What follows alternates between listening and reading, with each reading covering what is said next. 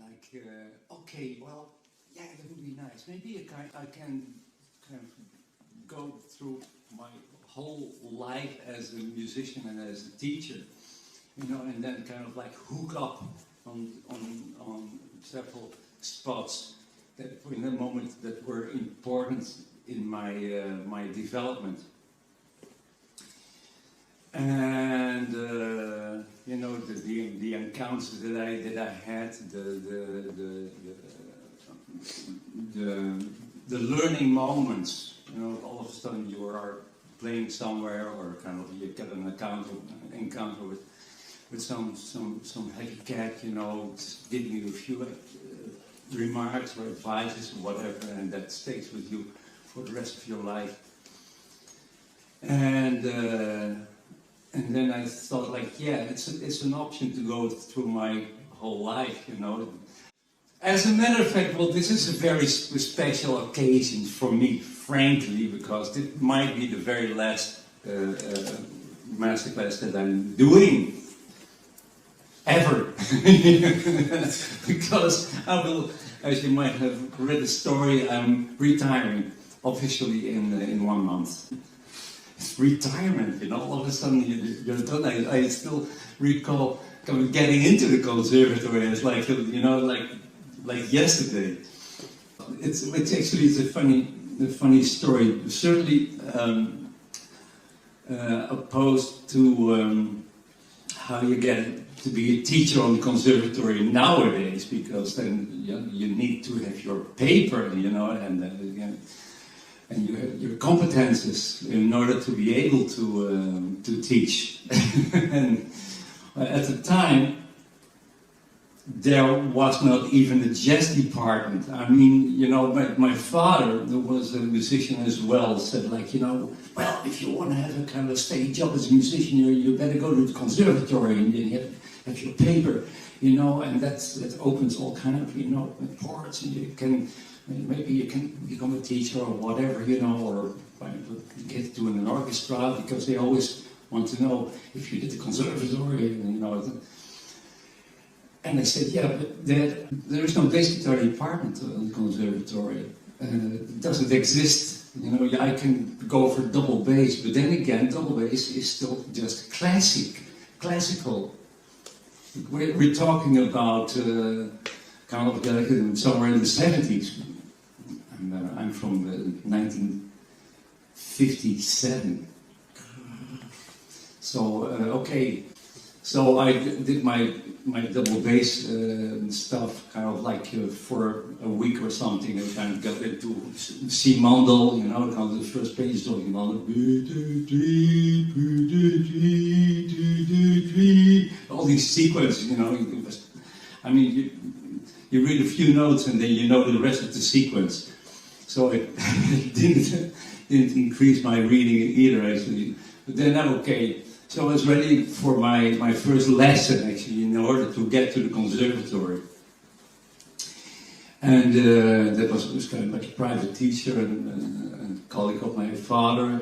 And I went there, and well, we directly had a fight on intonation or something. So, that note we played there is too flat. It's okay, it's okay, no, it's still too flat.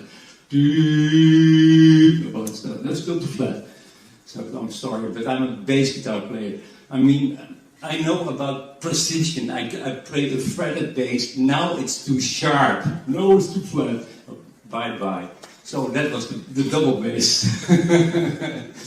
I did quite some playing. I got my reputation as a bass player. You know, there were not a lot of bass guitarists around. And I got into the professional scene as a bass guitarist. So I was into playing, you know. Was not into teaching. Although both my parents were teachers, were first of all musicians, and then they went into teaching, starting a school from scratch and focusing on the music that at that moment started to be very hip. I mean, that's the beginning of the 60s. That was, of course, the turning point where you know, all of a sudden the pop music came up. The bass guitar was of course, very important for this development. That music school went up like hell. I mean, the official music schools, they went into kind of like pop music much later, kind of somewhere in the 70s. And the conservatory started somewhere in the 80s, because there was this tendency in the conservatory where the teachers and also the board were kind of like, yeah, it's nice pop music, jazz music, great, very nice, you know. Go, you learn it in the street, but classical music, that's the real music, of course. That's the serious music, like we tend to call it officially. You got serious music and you got light music. So classical music. So we don't get into this light stuff. And then there was so much demand, of course. So the conservatories, they had to kind of say, like, okay, well, let's start with kind of like a small department here. And they started off in sort of like the model of Berkeley, I guess, because in the States they already had these departments. So and they needed of course dedicated teachers. I didn't know that. I was a player, never thinking about teaching actually. And okay, I played with a piano player. He did an audition. And me playing with the guy, very often, we had a trio with a saxophone player. And he asked me, well, can you accompany me just during this audition? And I said, yeah, sure, of course, you know, well, somewhere in Hilversum, and okay, well, go along with you. And I was completely relaxed because it was not my audition anyway, it was his audition. So I did my thing. I recall we did a tune called Joy Spring. And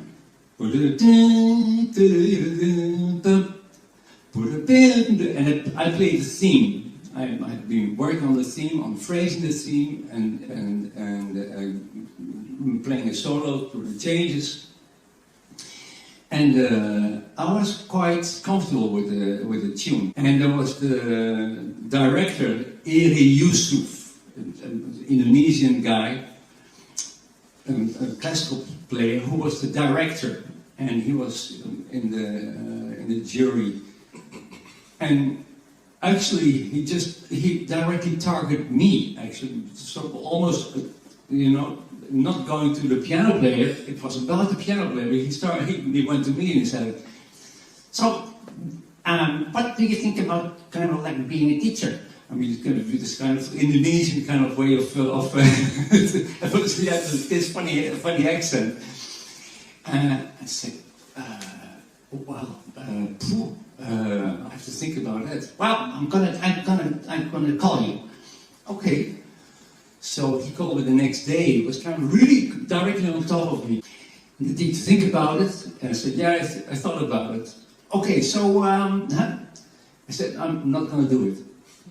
I'm not a teacher. I don't know what to say. I mean, you know, I don't have the experience, and certainly not at the level of conservatory. I mean, you know, yeah, but I mean, you know, you can go into it and whatever. No, well, he actually, what he finally said, like, well, can I call you back next year? Yeah, sure, you can, of course. Well, you know, whatever. I mean, you know, I knew I was not going to do that. During that year, I did quite some studio work. At a pace actually where all of a sudden the guy, the owner of the studio, was a soundpush Blariken. Guy called Frans Meijs. He asked me, so, do you want to be the regular studio bass player? I'm doing all the productions that we're doing here.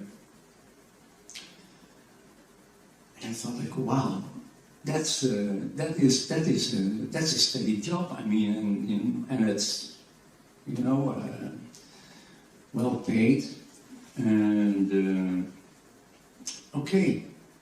And I like playing, of course. But then again, I thought like, yeah, then I have to do all this shitty work, but because it's not always kind of like, you know, playing fusion, jazz rock. It's not always your taste. And I had a few of these already. So also to him, I said like, no, I'm not going to do that.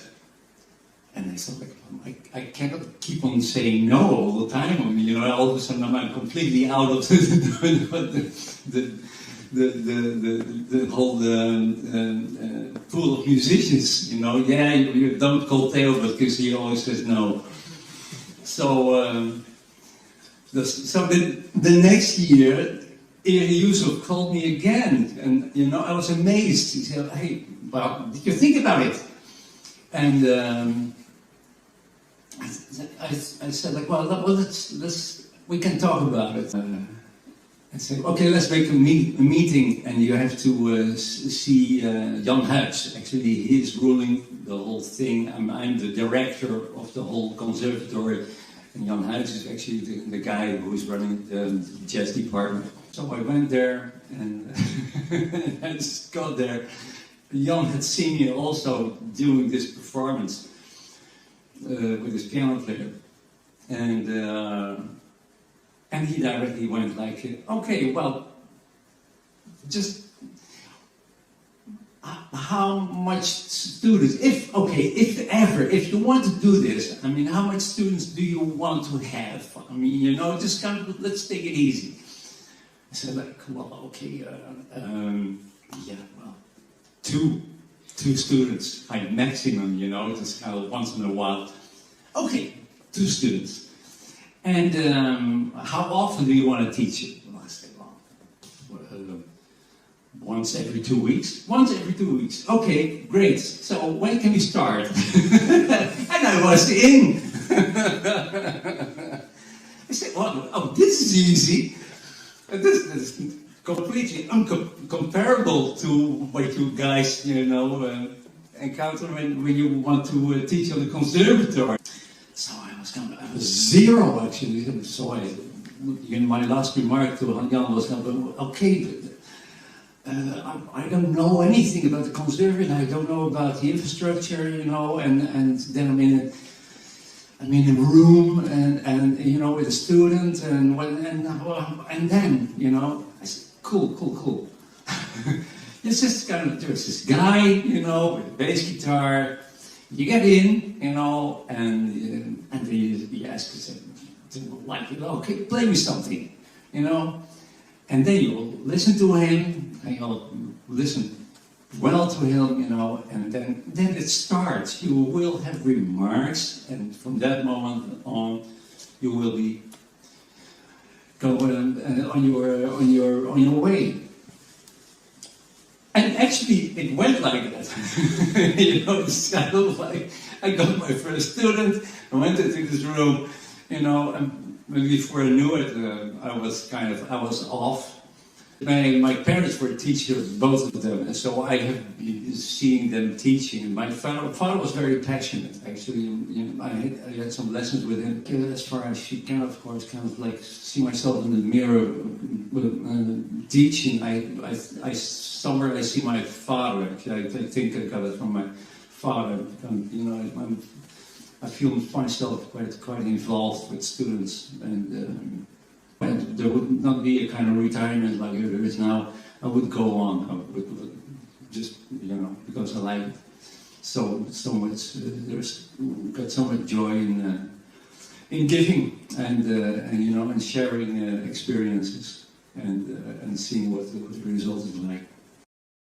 My father he was teaching mainly guitar, but also violin, and he was teaching mandolin, and also a little bit double bass. Kind of, he did all kind of things.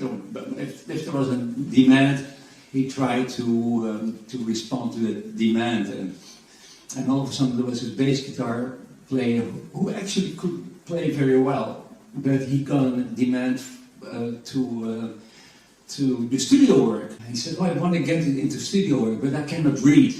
and you're a classical trained teacher. I know you're not a bass guitar teacher, but I'd like to know how it works, how the system of reading works.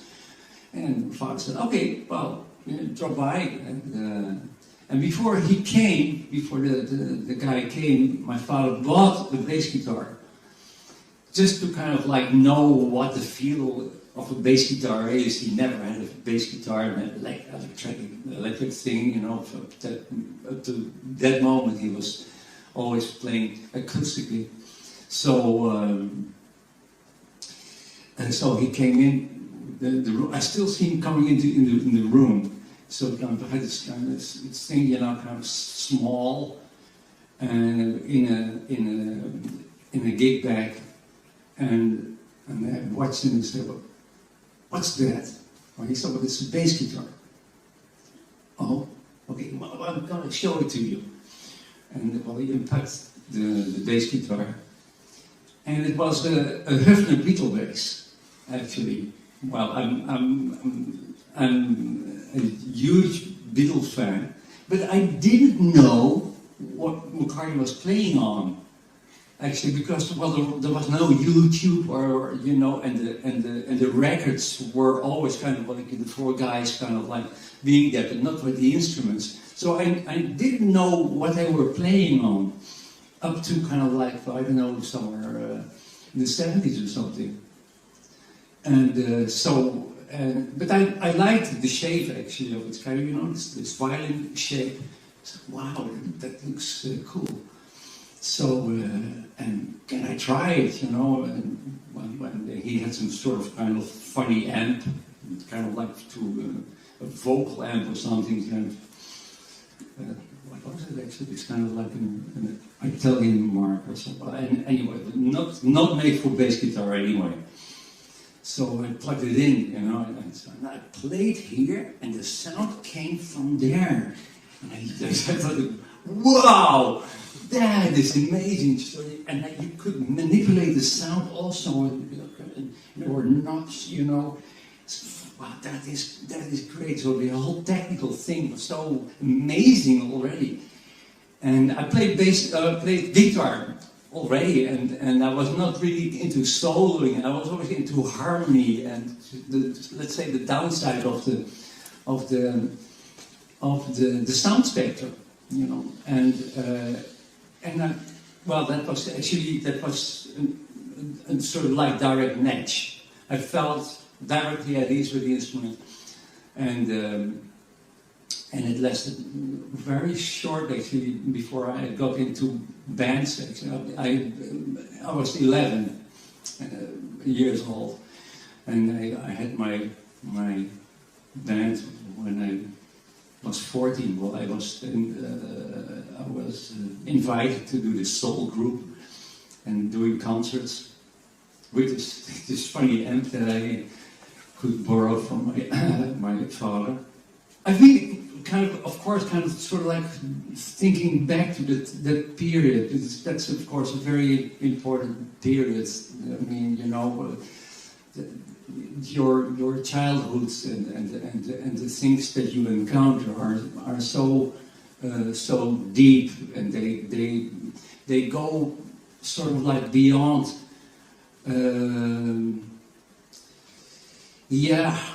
How to say that's kind of, they're almost sort of like spiritual. My opinion is actually that all the meters that you make, in no matter what, actually before your 14th or 15th or something, are very special meters. The impressions that you have, you know, the first time that you see something, the first time that you hear a sound, you go like, wow, what is this? You know, certainly with music, I sure everybody, but if maybe you cannot kind of recall this moment, but there must be a kind of like a tune that every time you hear it, you go like, wow, I'm there again, you know, or this tune that came into me, and maybe it's a stupid tune, but you know, this first encounter, with music. That is a sort of like a model where you might refer to later on, because that was kind of like, you know, this beautiful moment that you hear these sounds and ooh, and maybe okay, also a very specific tune and not the other tune that was on the radio as well, but you resonated with this specific tune, but in a way that is not connected to knowledge, or kind of like and directly thinking in terms of I don't know, so in academical terms. Here we go. This is about chords and melody and rhythm, you know, and the technique, and this is guitar. It was just sound, and all of a sudden you kind of like it comes into you, and you go like something is happening, and I think during my teaching, I've been always aiming for this feeling, and it resulted in a sort of like very often in a sort of like a paradox in the. Because it's so hard to transmit. I mean, this is already this. I cannot even right now. I cannot kind of describe this this thing. What happened to me when I encountered this moment? You know, when I heard this tune, that became sort of like a model, and after that, more of that, of course. You know, as a child, you just receive impulse, and I was apparently very sensitive to music, and I saw colors or something, and I directly made up a story around the tune. Listen to this. This is just so. This is one of these moments actually where I had this feeling. And if you listen to it, you might just hear a stupid tune. And it is a stupid tune. No, it's not a stupid tune. I think I should. But the thing is, actually, if I listen back to it, there are two persons that are listening to it. The one person is going like, wow, I'm this small guy again. And the other person is saying like, oh, this is 251, and there's and this is a guitar, you know, and the bass going there, and you know, and it's how they recorded it in a funny way, and they made a reverb like this, you know, and so this is the A part, this is the B part, making analysis directly, and to my opinion, actually losing the heart and I don't know the special thing that goes beyond that while analyzing it. I was making metaphor with kind of like, you know, you have this body and you got the soul, and kind of like and I think some surgeons are able to say like, okay, well, we did the operation, everything went fine. It's just kind of a minor detail, the patient is dead. And that's so but the operation was perfect. I mean, look, you know, it's great, and we know we got all the knowledge, and so and the body is perfect shape, but we only lost the soul. So, and that is something that I kept on dealing with in teaching. You know, because all of a sudden you start kind of like isolating topics. We get into rhythm. Okay, we get into harmony. Well, here you got this C major chord. What can you play on the C major chord? Well, the Ionian scale, the Lydian scale, blah blah. You know, pentatonics, and then you get into technique, And well, and this is so this is major, this is minor, and this is kind of like a half diminished. This is diminished, this is augmented, etc. Right? You know, and it's and the reservoir is expanding, and it becomes everything becomes an option, and I still recall kind of like sitting at the piano.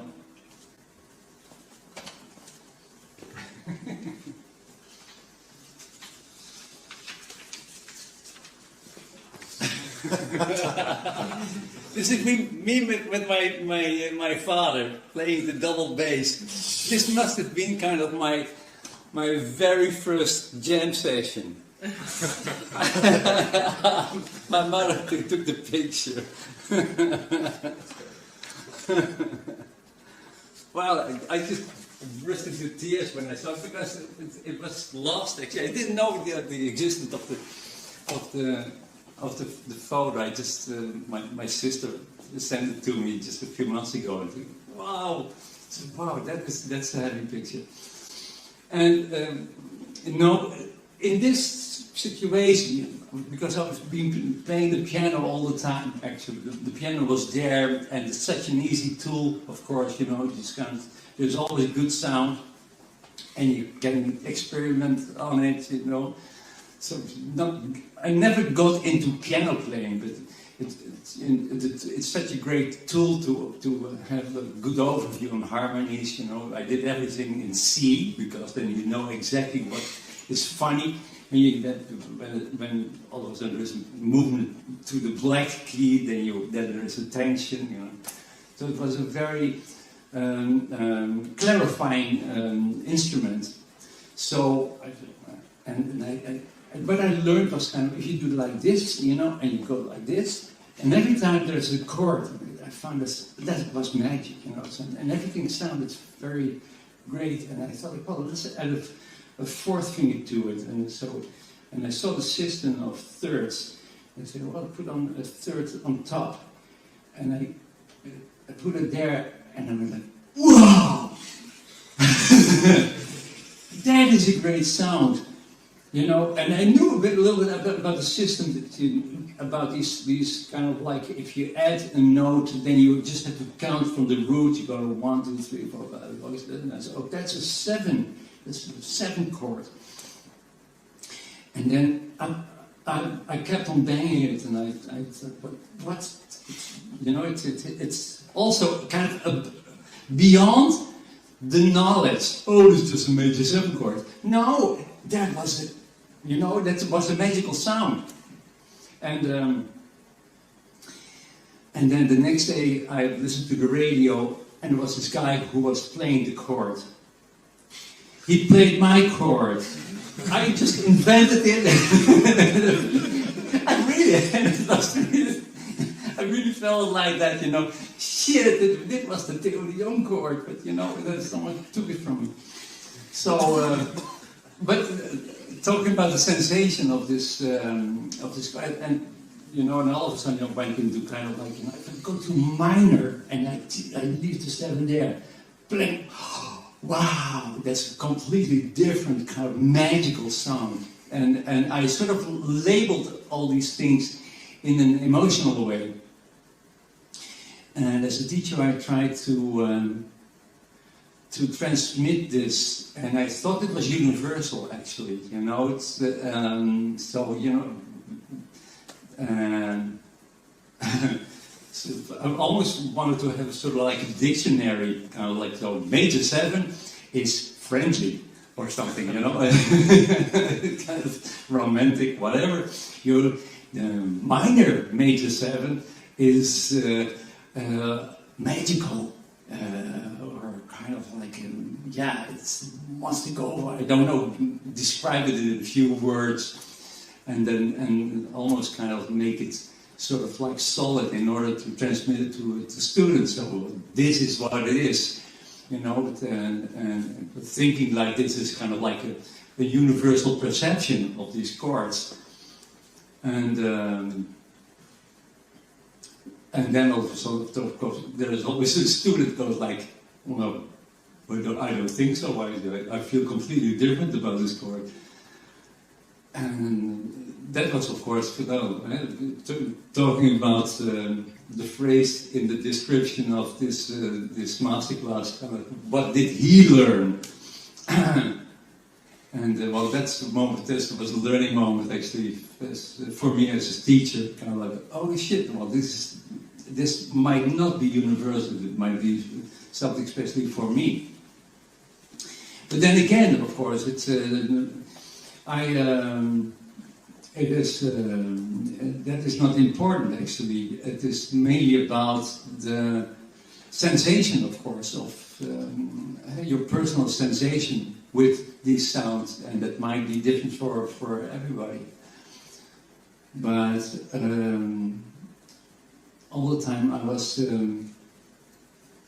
aiming for this, to transmit this feeling, despite the paradox of always kind of cutting. Okay, let's talk about styles. Now, this is an alt meter, or this is a kind of a diminished scale, and a half, a whole half, and the altered scale.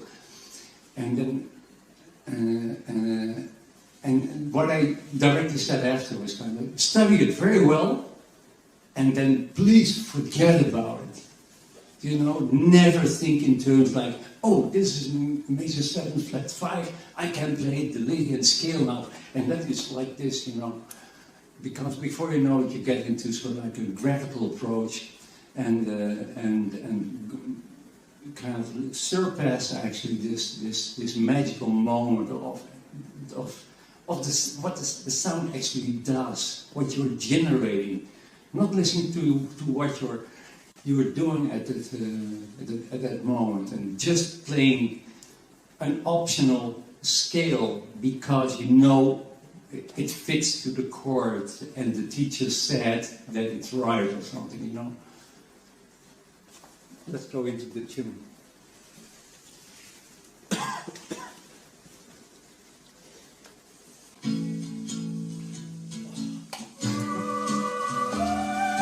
It's an angel. I was kind of like, wow, this is kind of a beautiful woman kind of sitting in the back, or something like, you know, sort of mother figure.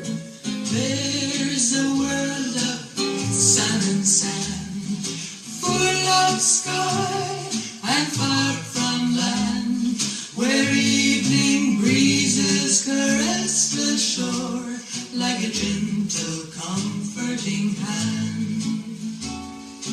Fragrant blossoms, honeybees, careless laughter upon the breeze, and lovers fade into pools of deep purple shadows among the trees.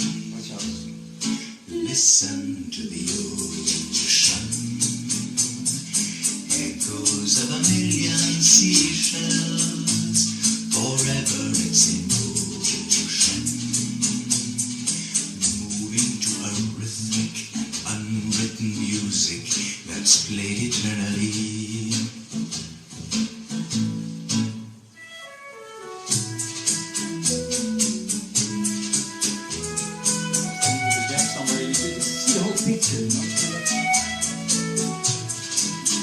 At the beach somewhere, in palm trees.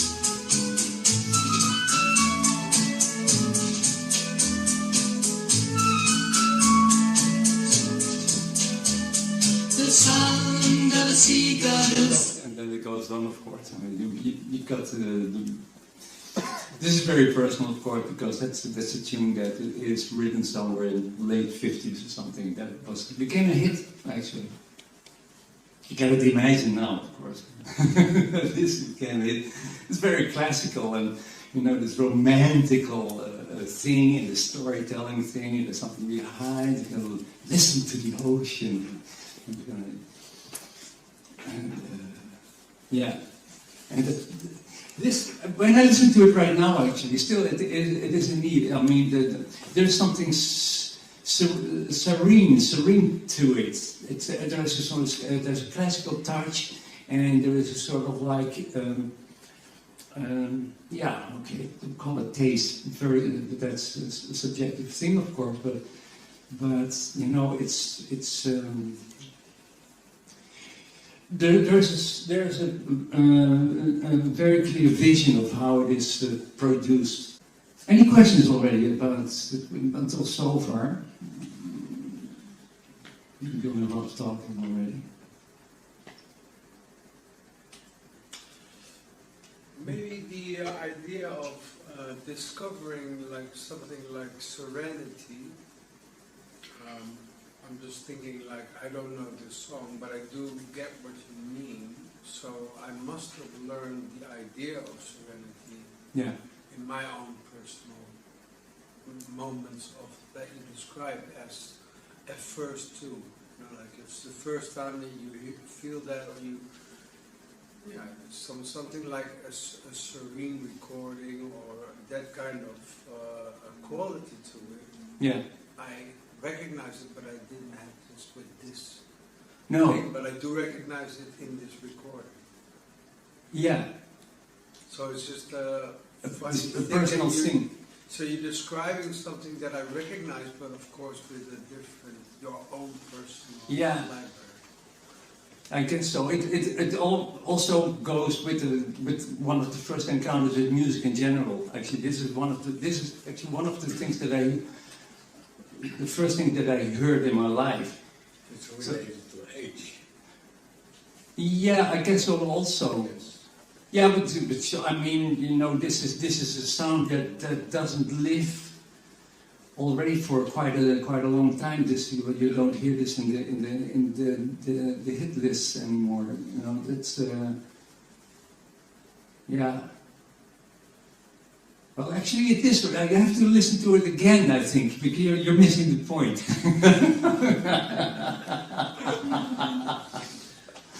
Point taken. No, of course, no. But there you go. This was my learning moment. It is apparently not universal. I mean, it goes, and of course, it's yeah. It's also where you come from. I think it's also kind of like a geographic thing and a social thing. You know, if I could describe kind of like a funny situation where all of a sudden you are, you know, at a restaurant when you're sitting there with your loved one, and you know you're completely kind of into this lady or this man, and on the background there is this kind of like Sex Pistols going, you know, and then you make this link with this romantic moment, and the moment you will hear something, you know, just kind of like to give a funny example, but you might get into a romantic feeling the moment the record is on again. Oh yeah, that was, you know, it gets so romantic, you know, because you make the association, of course. I think though that there are universal things because we're all human, and everybody's got his own face and his own way of talking and his own way of thinking, of course. But you still can say like, well, you got two legs. You all got two legs here. I mean, you know, or you might have an accident, but then normally you have two legs and two arms and nose or whatever, ears, and kind of resulting in a certain kind of physical sensation, and talking about tempo, kind of you walk, you talk, you know, you make sounds, and that is something that we recognize in each other, and that's already the moment where I think music starts already. You know, already the phenomenon of slow and fast. What is slow and what is fast? I think it's completely related to how fast we do things, you know, and maybe with the main reference of walking. Hey, this guy walks slowly. And everybody, yeah, well, he really walks slowly. Well, this white guy walks fast. And we directly have an idea about there's this. Of course, there's a sort of like march where you can say like, well, is it slow? Is it fast? You know, and someone would say, well, this to my, and then you compare it to yourself, and this is a march where it becomes very personal. But generally, you can say it like that. Same for high and low. You know, and then you can relate it to state of being, state of mind, your emotional state. If I would, you know, if I would do a story and I go like, well, you know, yeah, well, I have to do this masterclass, but you know, actually I don't, you know,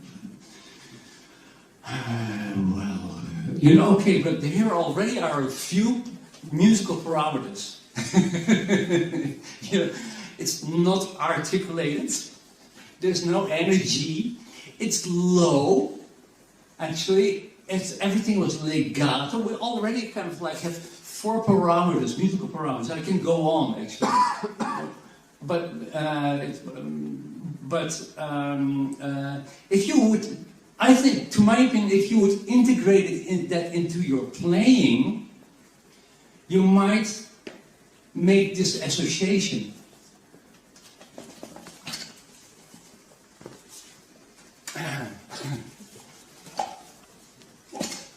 Oh, shit.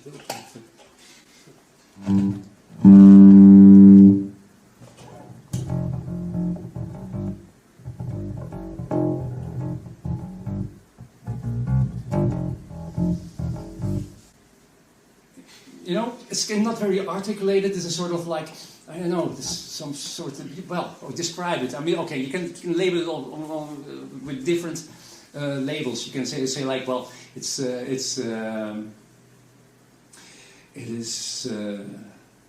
know, it's going somewhere. There's some longing in there. You know, you directly think of where does this lead to, maybe. But then again, of course, I could do.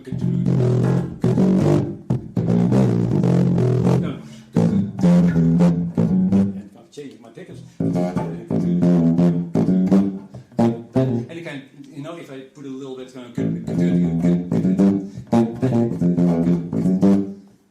So these are.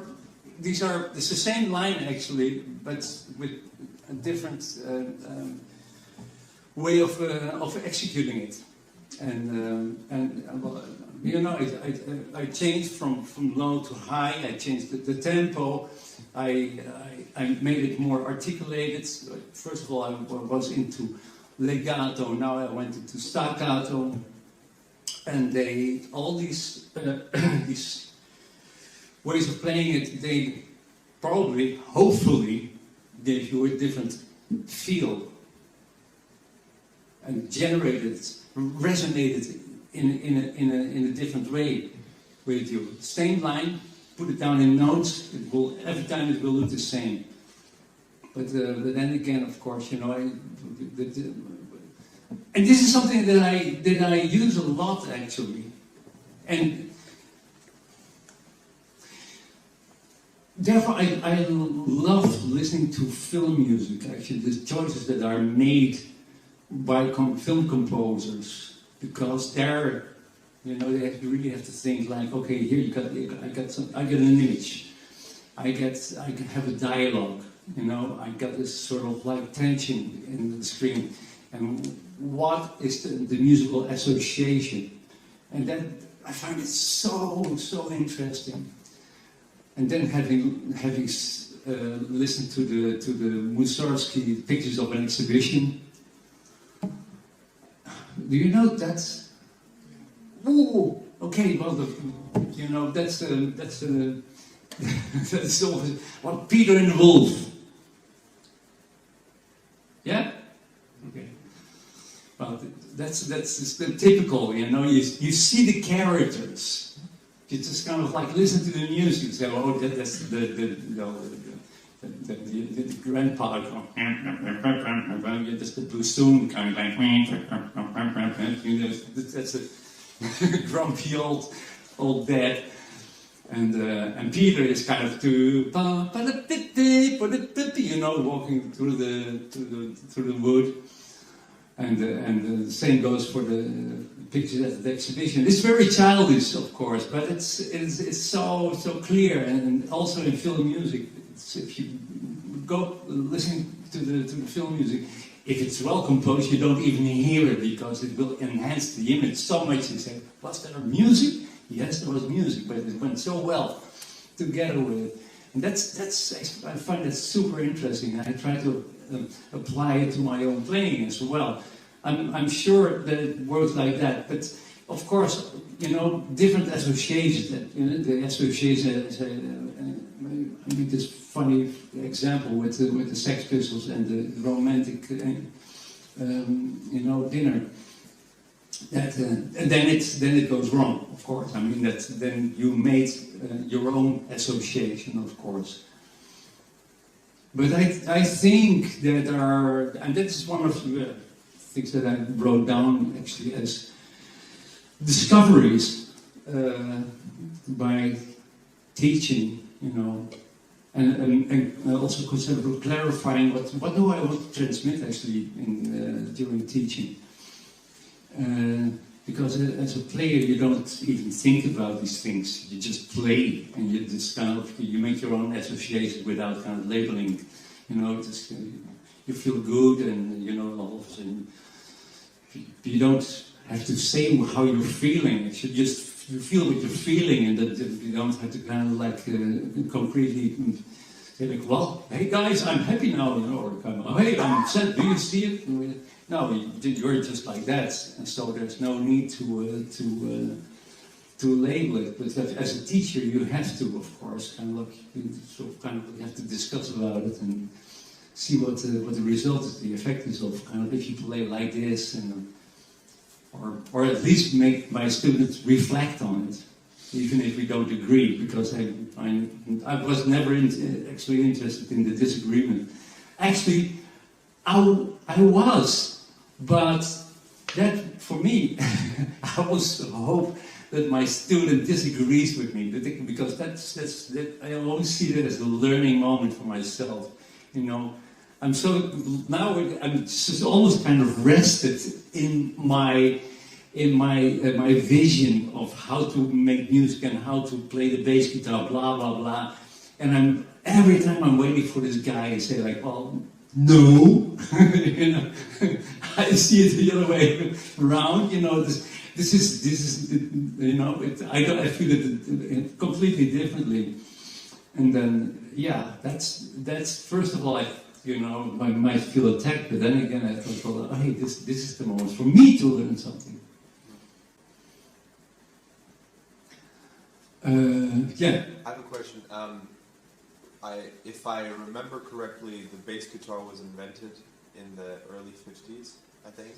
There were examples already before that, okay. Actually. Yeah, but of course, Leo Fender, of course, was the one who really kind of put it on the map. Was it difficult for your father to buy a bass because they were just not that popular in Europe yet, or did that go pretty quickly? Like, where would you?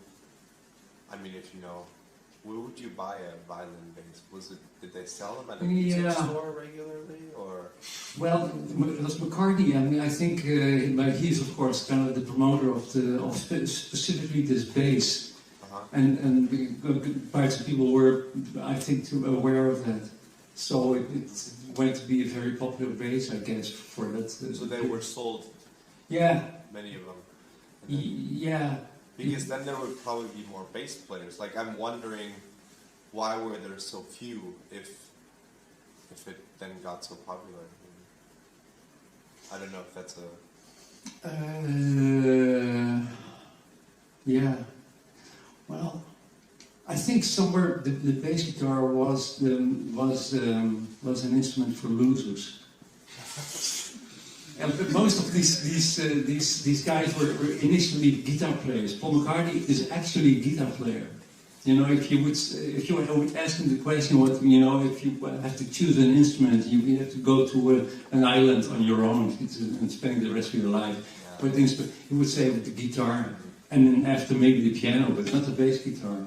I mean, and that goes for a lot of, if you listen to these guys from that period, they all go like, yeah, but first I was a guitar player, but we needed a bass guitar player in the band, so well, then I just got into it, you know, because it was also kind of like, you know, the flashy guy, and the guy with the bass guitar was the guy in the corner, you know, it's kind of boom, boom, boom, boom, boom, you know, and not the one who played the solos and getting the girls. Sorry. Okay. Yeah. Would you say the labeling as a teacher of your own feelings, like into words or ideas, has changed your approach as a player, or helped it? I guess it helped somewhere. It's sort of like clarified things. I don't know, actually. Yeah, I might be more aware when I'm on stage. Kind of like, well, where are we heading for? What is the yeah, what is the best format for this tune? You know, very often I find myself in a concert situation where there's a lot of liberty to give form to a tune. You know, this whole jazzy thing. Let's do Autumn Leaves. Yeah. Okay. 1, 2. No. That's the way you know it, of course. You know, it's but let's kind of like, you know, give it another touch, and then someone comes with an idea and you know, make it into a ballad, and it's okay. What kind of binary?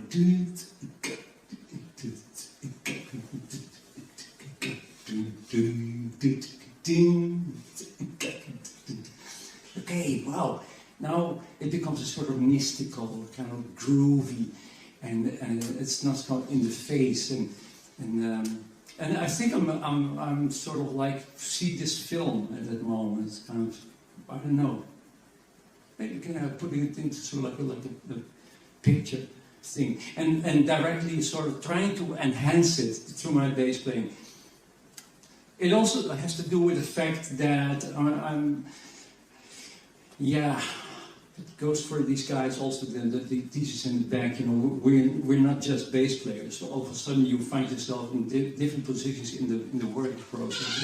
We became teachers, but all of them are also composers and producers, you know. All of a sudden you find yourself as a leading figure in a process, you know, standing in front of an ensemble, and you need to think about the form, and how it has to sound right, making the arrangement, producing the album, whatever, you know, and that affects your bass playing. This is something that I would recommend to everybody. Just kind of don't just be the bass player. Just kind of always kind of just see it in the context of the whole musical picture, of course, and don't stay on your square meter doing your swing, and playing it because it's written, okay, a medium swing, and then you see some chords. Just always kind of try to adapt it to the environment and put it in context and have the holistic picture as far as you can. And that means, of course, that you need headroom. Actually, you need to know the piece. You have to know your instrument. You have to have some ideas on a level where you can say, like, well, piece known, style known, instrument known. Now I have headroom in order to listen around and say, hey, what's the drummer? What is he's doing actually? Hey, the piano player. So what is it? What kind of solo is he playing? Hey, he's playing some nice kind of rhythmical stuff. I can go along with this guy. Maybe I can enhance this moment. You know, and get into an interactive thing and start kind of like getting into instant arranging. So that's getting off your square meter and kind of listening around. I always compared actually playing jazz with sitting in a bar. You know, it's kind of like you had a bunch of people, and of course you can get into the bar and just kind of completely being obsessed with this specific topic. Hey guys, I want to listen. Hey, I want to talk about this specific topic here, you know, and someone might say like, well, we're not interested in the topic. Yes, but I still want to talk about this. And no, that's not the way you meet your friends, and just someone makes a remark and someone adds something to it. Before you know it, you're in a very constructive conversation. And that's very jazzy, actually. It's kind of why? Because you can talk, you got a vocabulary, you know the language, you know, so there are a few things that are covered that don't take any headroom anymore. So you can completely focus on the subject, meaning kind of like you being outward and being holistic. Hey, he says this or he says that, you know, and the ability to really get into the story of the people around you and adapt to it, or kind of, you know, whatever, have a vision on that. And that's this is something that I encounter very often with the ensembles that I see in school, and that of course it has to do with the fact that you're still struggling maybe with your instrument, or struggling with the tune, or with the style, or the sound, whatever, you know, and that it's. Then you see a quartet, and then really you see four people kind of struggling with their own instrument, struggling with the tune, and with the only cohesion, the tempo.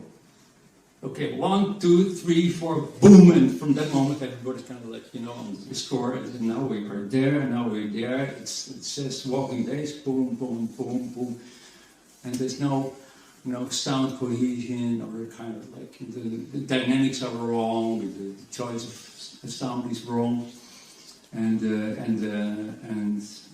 nobody's listening to the other, and not able to sort of interact based on what the other is proposing. Hey, what do you think about this? You know, I don't care. You know, I've got my own problem here.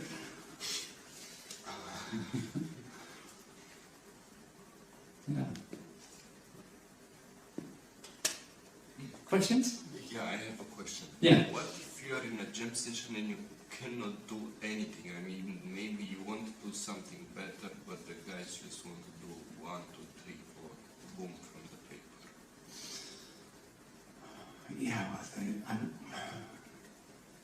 I would just kind of like, you know, do the gig and say like, well, I never play with these guys again. Yeah.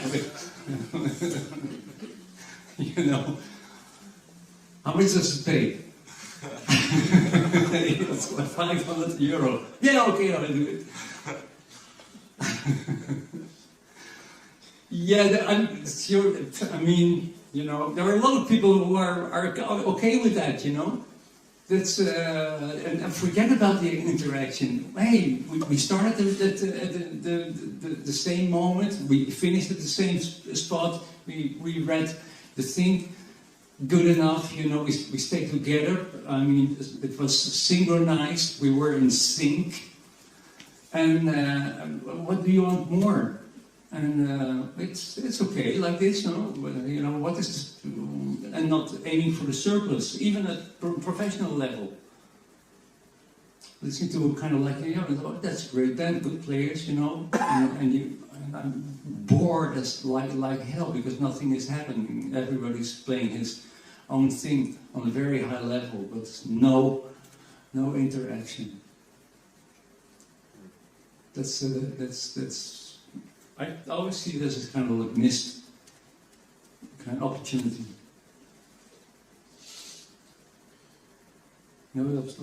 Someone's getting really crazy with the piano, Yesterday I had also with an ensemble, I had this kind of very nice piano player, he went places, he went crazy. The whole band was kind of, oh yeah, well, you do what you do, if you like to do it.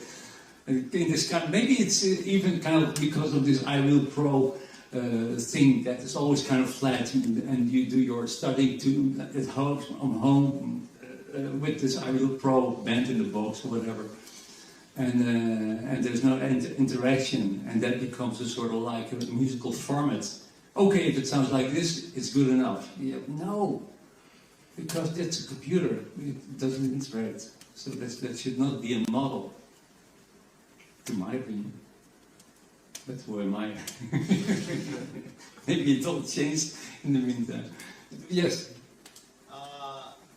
In your opinion, what are the most important things a bass player should have, and like some exercises to develop that?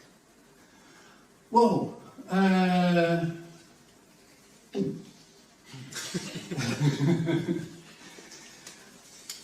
Well, first of all, time. I mean, that's the first parameter, of course. That's this first thing where you play together. Of course, you can play some weird notes, but then again, that's maybe that result in some kind of like funny harmonies. But but I think first of all, time is important, and time, of course, is a thing that you generate. Well, if there's not a computer or a metronome in the setting of where you're playing, of course. Time is something that you generate collectively. So, being open-minded for what's happening in a band time-wise, and having the ability to adapt to that. This is actually one of the reasons why we do this click track thing. Everybody recalls this moment in the entrance exam, in the Papadaz exam, where we do the click track. And that is the band. I mean, I made this exercise kind of like confronting the candidate with a pulse that might come from a band. Are you able to adapt to this pulse? And of course it's a difficult exercise because all these clicks they vanish all of a sudden and you don't hear them anymore. So you might get into your own tempo, which might be a little slower or faster than the tempo given, and then the ability to directly adapt to a moment when you say, like, oh shit, I'm a little bit off. Because it's not about actually to execute this exercise perfectly, it is actually much more about the adaptation that you have when you get off track. It's great, of course, when you're kind of like exactly on the pulse, but that's not actually the aim of the exercise. For me, it's because actually when you play a lot of you, everybody makes kind of like a mistake. We're not computers, and that's actually, to my opinion, the charm of playing together. That it's not so quantized, and it might go a little bit like that. The only thing that counts is the synchronization. Are you able to adjust to the other? That's the whole thing. If you still feel the collective heartbeat. That's what I think is the first thing, of course, for the bass, of course. And then, of course, well, the being a bass player. I mean, one of the main priorities actually. We have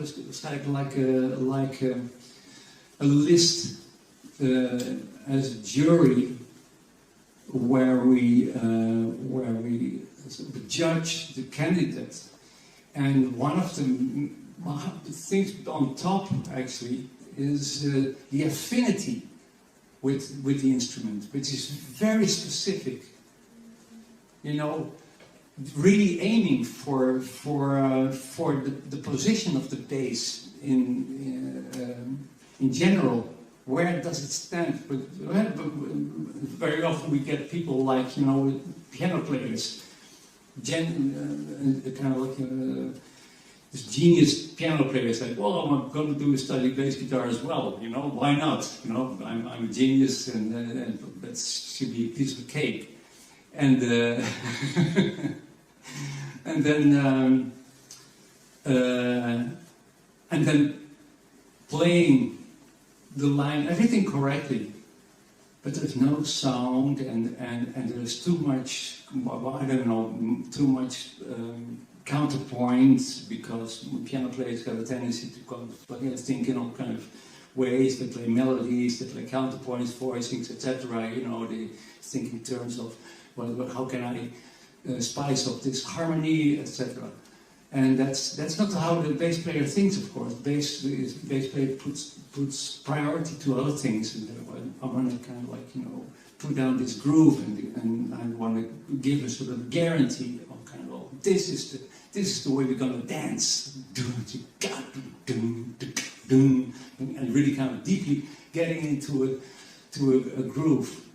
And that's, sure, that piano player can play this also, oh yeah, sure, bing, boom, boom, bing, boom, bing, boom, you know, but that doesn't have this kind of like, this heartbeat, this kind of solid thing that comes from somewhere down there, you know, grounding it. It's hard to describe actually, but bass players are different people than flute players or trumpet players. That's kind of like, these are different characters. You know, very often you're going to put down a chord. Right? You know, let's say, I say like, give me the bass note of this chord. You know, and they go like, yeah, that's the bass note, but give me the root. No, if you're a bass player, you go like boom. Well, this is a very bad example because it doesn't sound very good, but you know what I mean. Questions? Yeah. Could you tell a little bit about working with Toots, your experience playing with him? Yeah, man. Talking about schools. Toots was a complete school. I mean, and also on a level that is indescribable. I mean, you know, you have to be there to know what I'm talking about. I mean, like everything, you can put everything into words. Well, this is melodic minor, this is the alto scale, blah, blah, blah, you know. But it's hard to get to the core of what happened then. It was like I had been in a car driving in the first gear. Actually, you know, thinking like, well, I drive a car, you know. And I was in this band, and they were in fifth gear, kind of directly, you know, 1, 2, 3, 4, off. And I'm not talking about speed, but I'm talking about intensity and dedication and I don't know. The whole aim of this band was again sort of like the thing that I tried to describe earlier, kind of beyond music. Toots certainly was about kind of creating an atmosphere rather than kind of like playing the right notes on the chords, you know. He went directly beyond if I did 5 concerts in a row with Toots, you know, doing a tour, I played completely, I was brainwashed after 5 concerts, completely. I played differently. And it was a quartet, so I had a lot of opportunity to play solos, actually, you know, but did at least kind of like 5 or 6 solos in the program. And so, you know, and with this guy just kind of in there, standing kind of 2 meters from you, with giving so much impulse, man. That was for me was something. I mean, for me he was Mr. Melody. You know, it was so such a high level, and also about the teaching. I mean, when I did make the bridge to teaching. Lately, I've been experimenting, but I did it already. I like to experiment with sort of like keywords. So, you know, triggering someone, making the bridge to this film music. There is also, you know, what would you play in order to underline a certain mood? This is going to be kind of a threatening mood, you know, and imagine. So literally, you can get these images like, you know, someone who's walking in the streets. It's rainy, you know, nobody around. You got like narrow streets somewhere. You hear some kind of like mysterious things around you, and you have still got kind of a long way to go. You want to go home, and you know the neighborhood is not okay. You know, and then you need to have some music. What is the music then? You know, how to underline this this thing. And Toots was he understood that actually. So it's about keywords. So I say like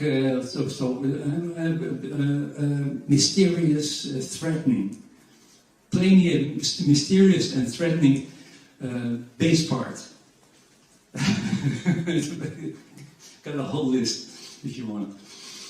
And lately I've been experimenting with the word euphoria. Actually, this is a word that I stumbled upon, and I try to sort of like describe the basic.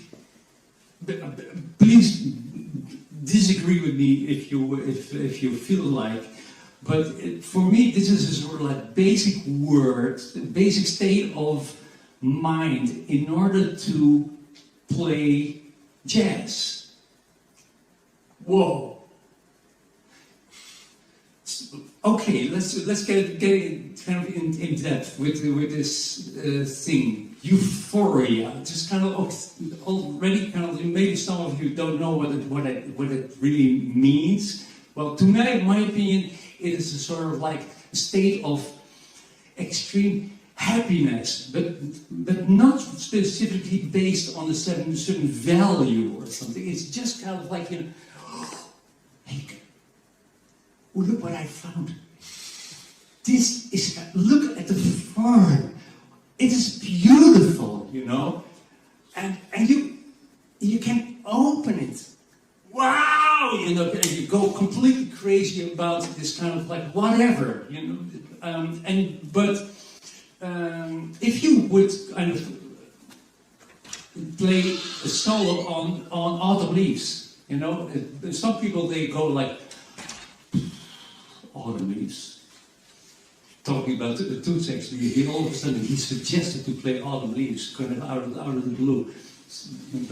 And I was also having this feeling like, you know, he was kind of looking through the curtains just before the concert. I'm seeing all the people in the audience. I feel like playing Autumn Leaves.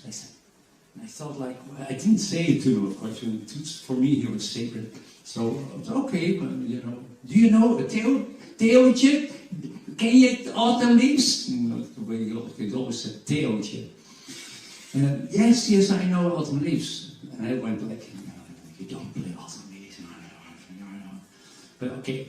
And then Toots plays Autumn Leaves. That is different. That's a different story. At that moment, I was like, I will never think like that again. What a beautiful tune, you know, and what you can do with Autumn Leaves, you know. But of course, well, then Toots had that ability. I completely forgot actually the story that it came from. I wanted to... Euphoria, yes. Talking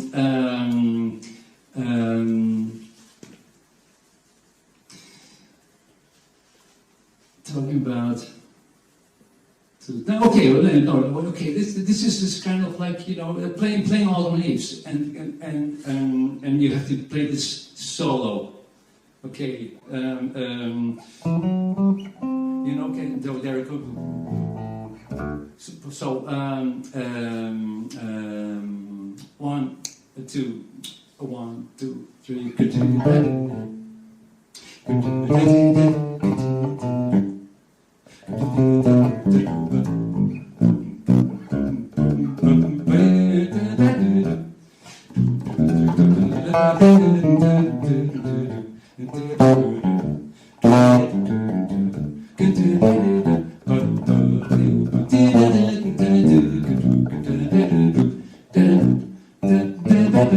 And it's okay. That's kind of like really trying to get into a story and cherish every idea that I have. I don't know how I started. I start on the 9 count. Like okay. Hey, that's wow! This is great. What I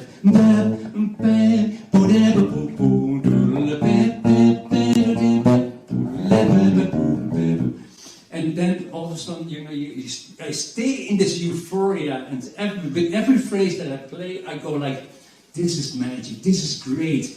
I get a great tune. I get a great bass guitar. I have an idea. I found a note, you know, and it's put it in time. I make it sound. I believe in this note. This is already kind of like a story. If you think of autumn, all the things you are. What a stupid tune that is. If you kind of make an analysis, kind of like the theme is the third on 2 5 1s. And then again, everybody plays this tune, you know. Apparently it's a very strong tune. You have to just kind of like, you know, be devoted to the tune.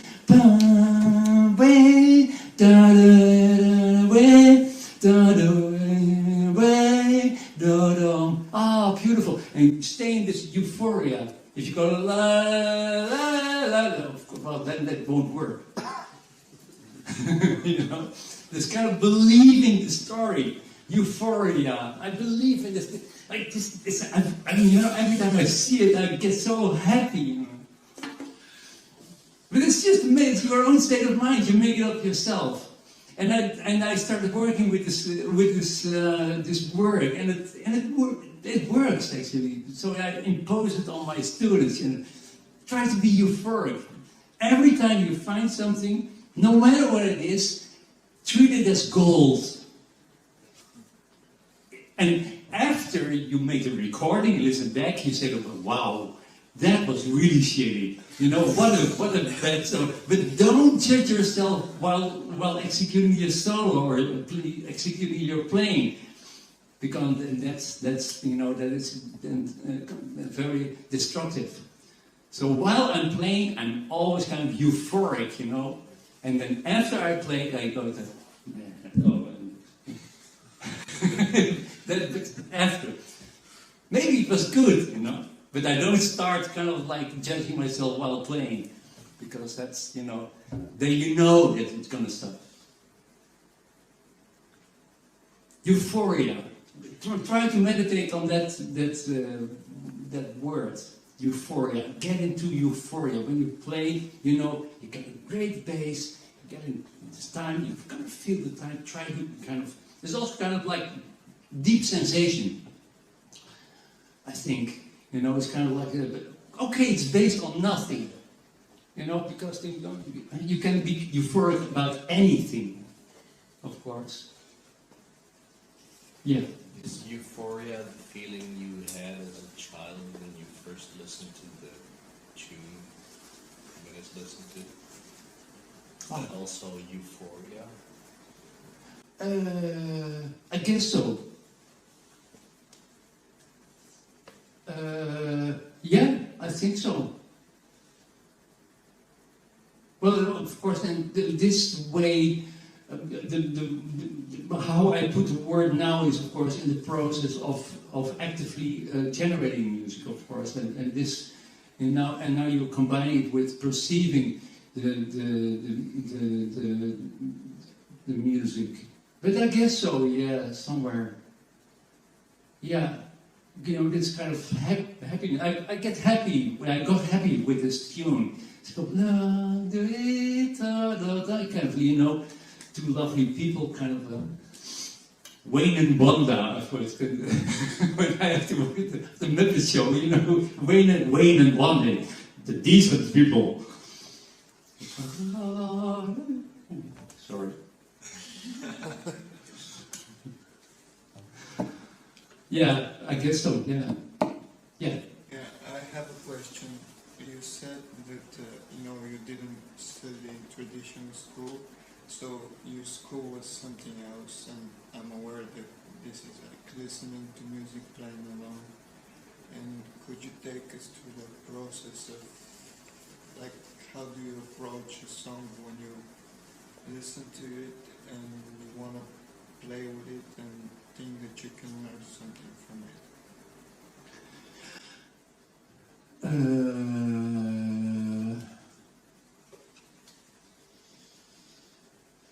Yeah, well, it's meaning, for instance, like I have to do a gig tonight, and someone comes up with some tunes, and I have to get into these tunes. And more like when you hear something that you like, not when yeah. somebody Well, then I don't even think about it, of course, because I just... Okay. My opinion, actually, about this phenomenon, this is a magical moment, of course. You know, you have this tune and you like this tune. That is very special, because I might not like this tune, but you like this tune. So actually, the tune says something about you. There is a sort of connection that you make with this tune. There is something in it. It's almost like someone giving you something that you wanted to have all the time, actually. It's just kind of there is this whole, you could say, like, there's a demand in your state of being as a person or as a musician. It's like, wow, and it was never defined. And all of a sudden, you know, someone else is giving you this, exactly, and it fits in the whole, and said, wow, you know, this is what I wanted to hear all the time. So, and I might not have it, because, I don't know, I'm a different personality, or, you know, for whatever reason that is, of course. So, I see it as a thing that is given to me that I have been searching for, but I didn't know that I was searching for it. So I directly get into it. Hey, someone give me a word that I actually like to have, to put it into my vocabulary in order to execute it, because this is a word that I value a lot. So I like to have it in my vocabulary, because I'm a musician, meaning that I like to be, I want to participate actively in music. And I would like to use these kind of words. I want to have a whole collection of specifically these golden words that actually represent me, because this moment resonated with me. So it says something about me. It's almost someone made it for me, or, you know, and if I would be very aware of this whole, I would have been generating it myself, because there was something missing in my my vocabulary. But all of a sudden, you get into this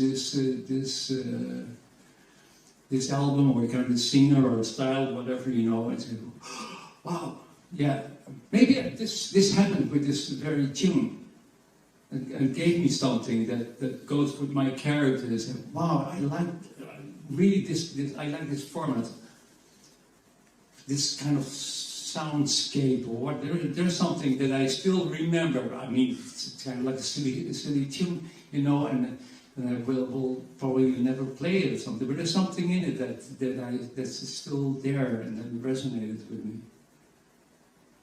Yeah. One of the main discoveries was kind of something that really kind of really struck me. That one of my first lessons that I did was with someone where I just. No, I was completely kind of flabbergasted, you know, by the way he played the bass or made choices, playing either a accompanying bass line or a soloing bass line. I don't know what we did actually, but I didn't understand what the guy was playing. But I knew that all the notes were right. I mean, I could hear well enough to say, like, yeah, these are the notes that fit the chords, and apparently he's been studying this tune, but I got no idea what the idea is behind it, what the story is, what the logic of it is. He made these choices kind of, you know, okay, you got the kind of like you got the major scale, and playing something on C major, and you go like a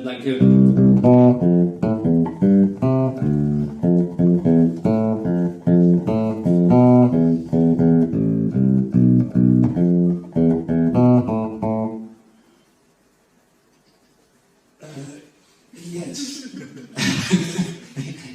it works on C, yes. But what the hell? What is the story? What is the, you know? What do you want to say with this line? I mean, there was some sort of like pulse to it, and it was rhythm, and it fit to the chord. And this is sort of like what I encountered in this first lesson. I couldn't place it. I just kind of like I went home, you know, and I've really been kind of like thinking about this. And then I came to the conclusion that I probably shouldn't have trusted the bass guitar. Is this bass guitar playing? And I thought, well, it sounded very graphically. He had apparently had been studying this scale very well. And he knew that the system is like over here. You got a chord, and you take some notes from the scale, and then you create a line, and you know, and period. That's how you do it. And not thinking about kind of like, you know, some sense for melody or whatever. It's just kind of like almost kind of making a random choice of notes. And so I started singing with the guy. So okay, but playing the chords on the piano. So sing me something. What would you sing? And a completely different line came out. I said, okay, well now play it on your bass. If somebody, can you still recall the line? And he could not find it. You know, and that was the moment actually that I went into this sound to grip thing, which actually remained with me all the time, because I kept on seeing it with bass players. Since, of course, this instrument is very graphical. You know, there is no emphasis on tonality. You know, if you play, I mean, there's no difficulty actually there. You know, if it's the key is C or C sharp or D and D sharp, whatever, you know, it's you can play it with the same ease. But don't say to a piano player, well, no, we don't do it in C, but do it in C sharp. With the gun, you know, that's the moment where someone goes like pale. But with the bass player, that's not the case. And it's but it is due to the fact, of course, that you know the picture stays the same, and before you know it, you start thinking in terms of pictures. You know, everything becomes a sort of like radical thing. If I say to you guys, like a C minus 7, you directly go like, you know, then directly seeing the picture. Thinking in terms of diagrams. Before you know it, you start playing these diagrams before you even hear the sound of the bass. So that might occur that you already played the diagram as a bass pattern, so like whatever, you know. But I didn't feel anything. I knew the graphic. And then where is the music? Of course, what am I expressing at that moment? What is mine? Where is my feeling? What, you know? And then I make the bridge, of course, with aiming for the thing beyond, because this is really superficial. I mean, this is really not based on anything. This is just based on a graphic and knowledge of how the chord is constructed and how the diagram corresponds with this knowledge. But it's completely kind of like, you know, omitting musicality or sense for melody. And I always found this a very difficult topic. Well, not as a topic, but just kind of to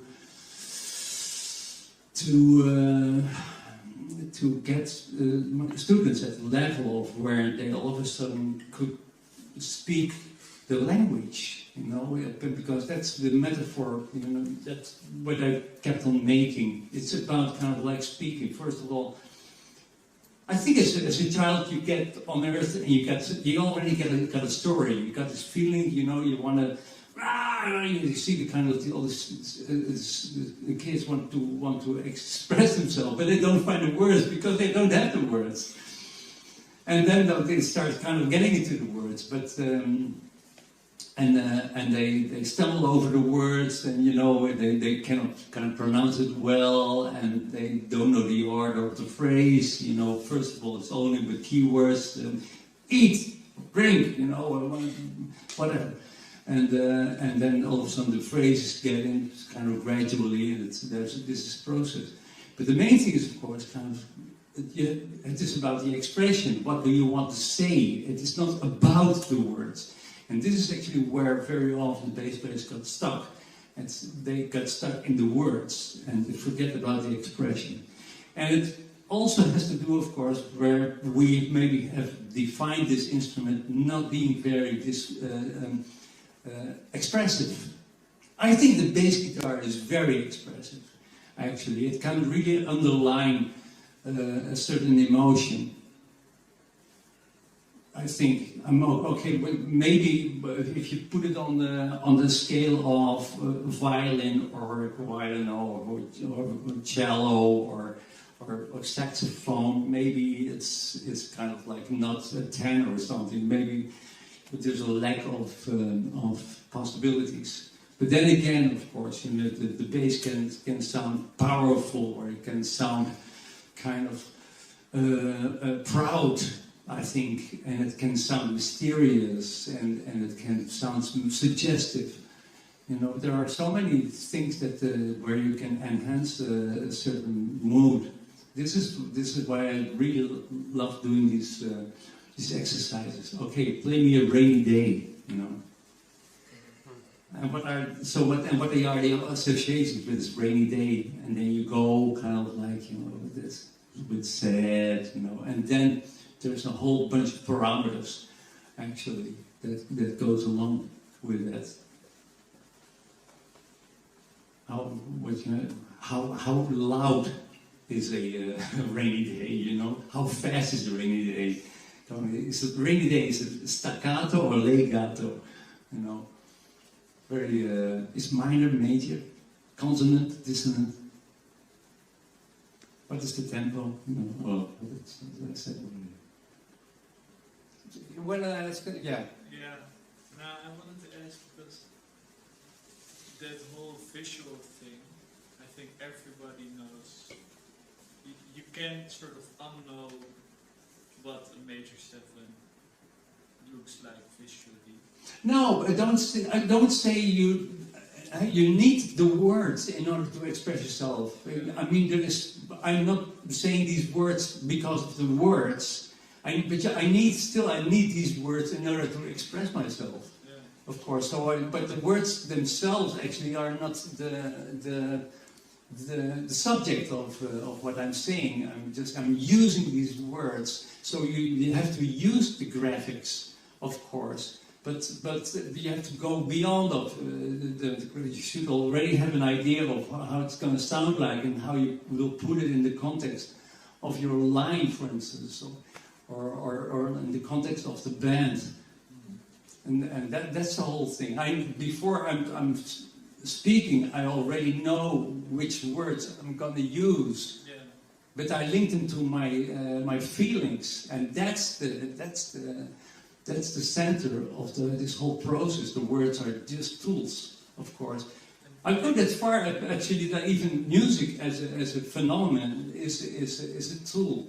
Actually, if you know, I personally don't like music that starts off with music. Someone constructed something in music for the sake of constructing something in music. But that's my personal thing. But did you ever get to a point yourself that you had to detach from the visuals, let's say? Or, like, have you ever gotten at the point where your student was? Well, yeah, but there is this moment that actually was talking about Toots. There is this. We played a tune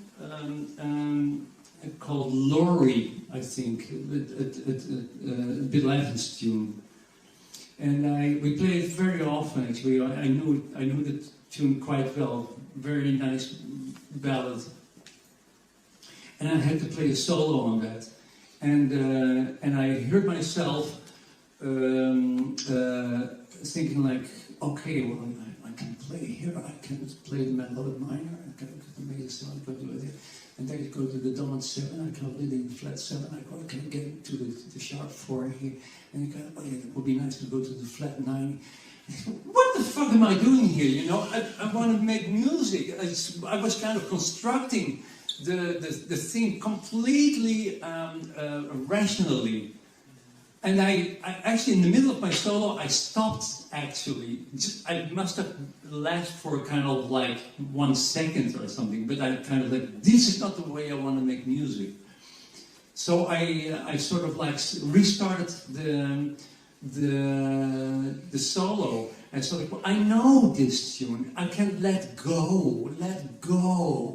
Just kind of like, you know, just kind of, I don't have to realize it. I know these chords, I know the sounds, I know the development of this tune, and I completely focus on what I want to say, as just like, you know, as I'm using the words that I'm using right now, not thinking like now, how do you spell that, you know, and okay, where was the subject, or where was kind of again the verb, and you know, and oh, let's put the period there, whatever, you know, it's getting into the words as a subject, you know. I know how it feels like, and I want to directly kind of relate to my musical impulses, and that's also actually that's the story of Toots, actually. Toots was not a very... Well, Toots kept studying all the time, actually. He was aware of everything. And but I don't know anyone more musical than Toots, actually. It's kind of like he was a monster when it comes to that, you know. He heard everything. so at such a high level. So, but you know, he sort of like taught me this kind of like this aiming beyond the music and going completely for the color and the atmosphere and yeah.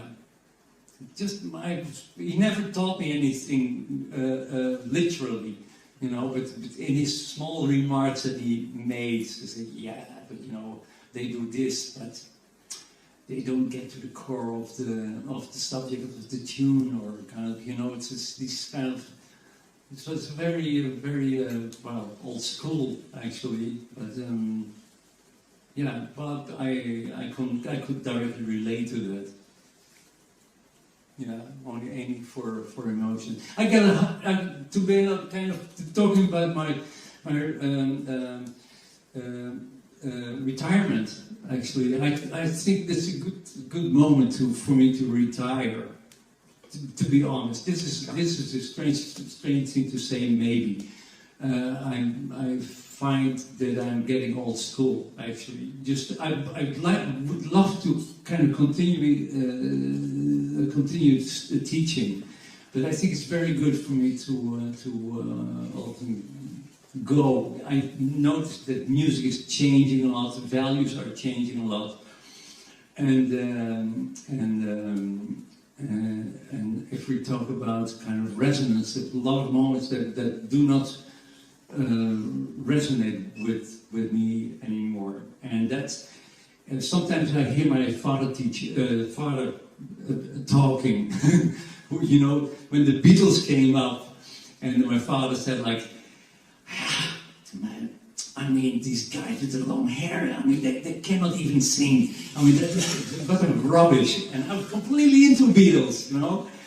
And I thought, like, well, when I be a teacher, I will never say anything like that.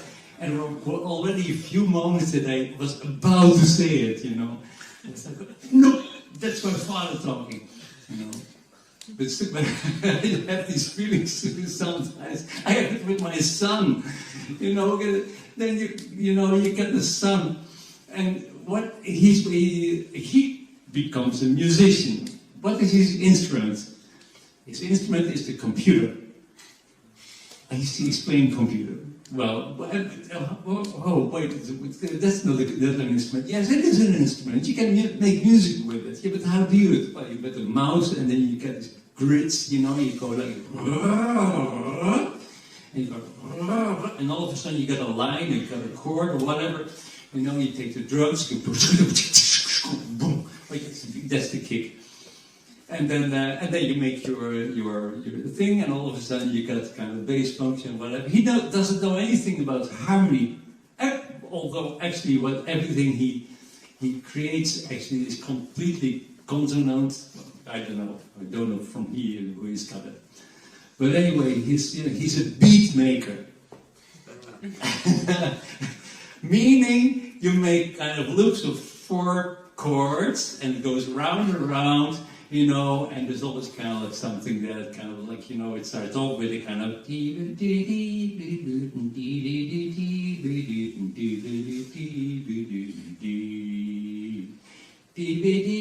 then the drums comes in and the bass comes in, you know, whatever. And and I always, when I listen to his productions, and I say, wow, that sounds great, you know. So when does the music start? This is great for an intro. He said, well, no, that's the tune. That is the tune. So then I go like, okay, so I rest my case. And I have similar things with my students sometimes. That's the moment I think like, okay, and then so I have a different perception when it comes to form, for instance. I think it's somewhere due to technology.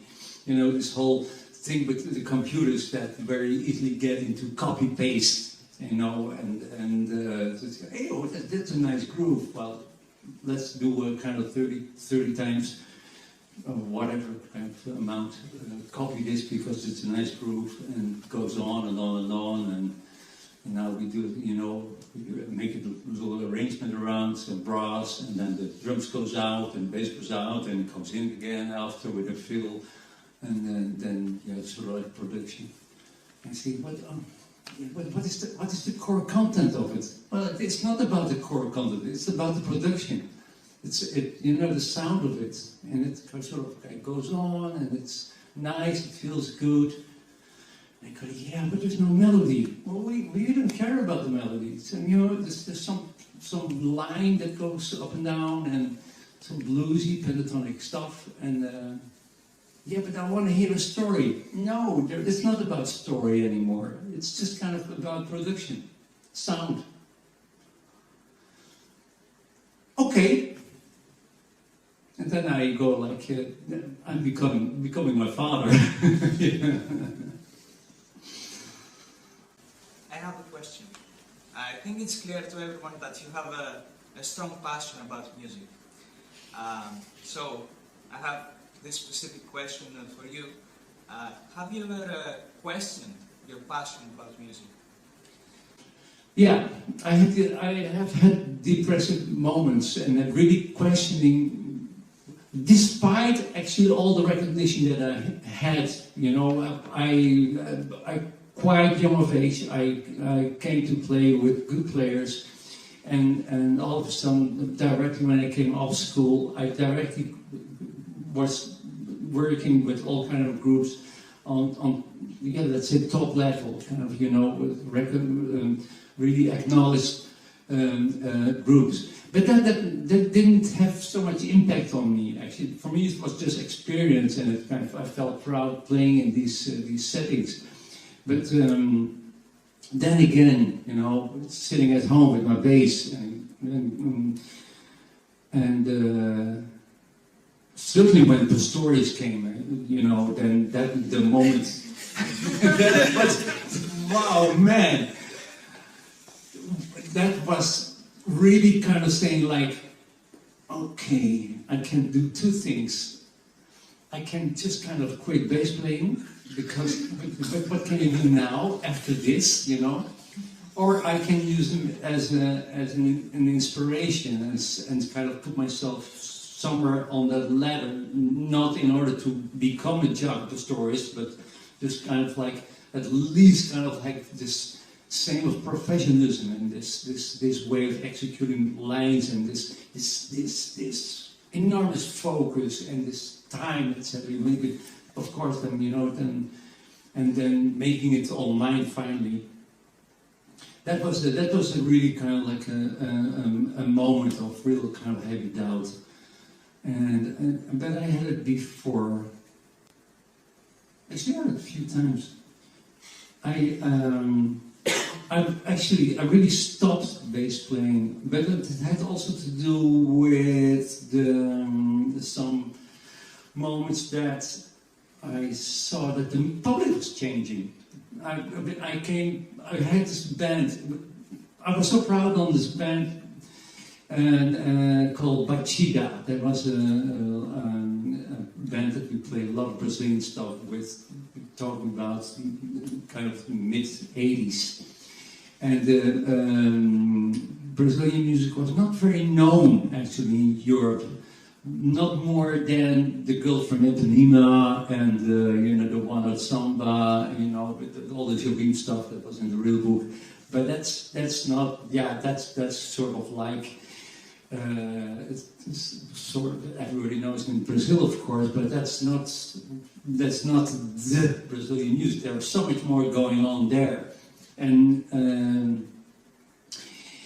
long story short, I came in this band, and I was completely dedicated to this music. So much nice harmony and rhythm. It was very, very exciting.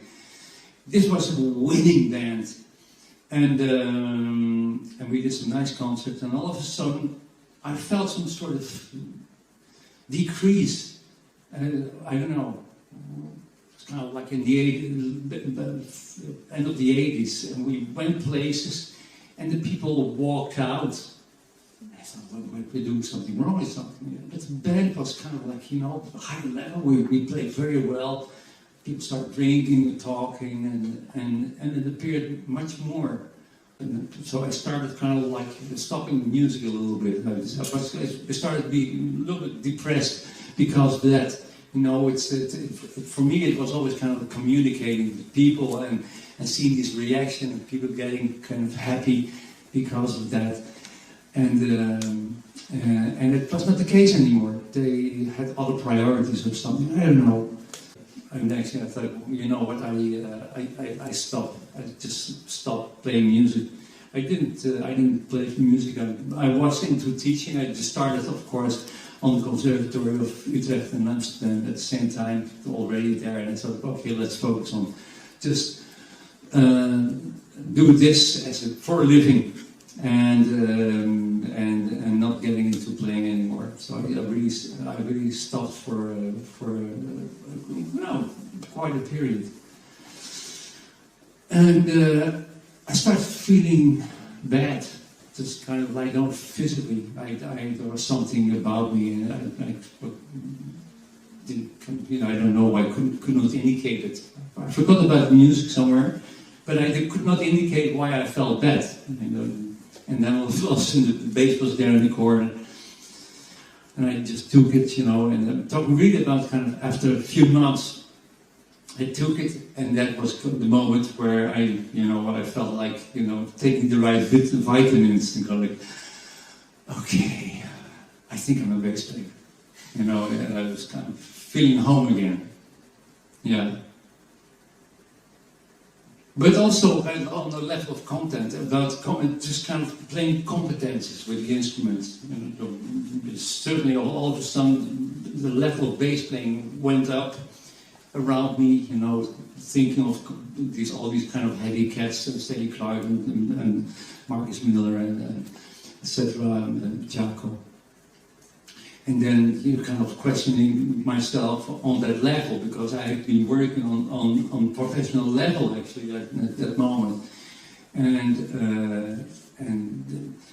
then these guys were playing with such a precision and such a kind of vision, and I felt lacking somewhere there. I don't know. At that moment, I started questioning myself, actually, and it's like, well, I cannot compete that with these guys at this level. But finally, it became a challenge, actually. So, no, I have to kind of get even more, even be a better bass player, knowing that I wouldn't feel bad in the end. So, because at that moment, I knew that I was a bass player, just a matter of kind of like, maybe kind of even increase my devotion to the bass playing, and on all kind of technical levels, and also on the level of content, getting into what are the possibilities, getting into the difficult changes, and having much more melodic vocabulary, listening to inspirational inspiring musicians, of course, Chick Corea, Herbie Hancock, the Breck Brothers, whatever, that I could put my hands on. Pat Metheny has been a great influence on me, for instance, melody-wise, composition-wise, aesthetically, talking about this kind of thing. I hear Pat Metheny somewhere in this kind of this recording that we're listening to with the guitar. Questions? Yeah. Maybe back to the sound to grip thing. I just wonder if it came like natural to you, that you were always like singing. Yeah, always. There was, for me, and that was the